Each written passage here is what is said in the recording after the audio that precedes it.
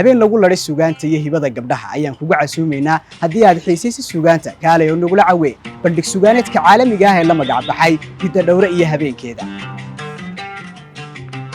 nasriin maxamed shukri hidda dhowra waxay idiin soo agaasintay bandhig caalami ah kaasoo suugaanteeda idinkula caweyn doonto qaaciga iyo qalam jalanta kabankuna waa astaanta habeenkaasi inoo bili doonto goobta alfanaan iyo kabankiisuna waa inoo diyaar mudane iyo marwo noo kaalay nagula caweey suugaan adiga ku xiisa gelinaya hidda dhowre iyo habeenkeeda maalinta jimcaha habeenka sabtida soo galayso 6:00 maqribnimo hoolka qaryaandhoodaan ayaa inoo balana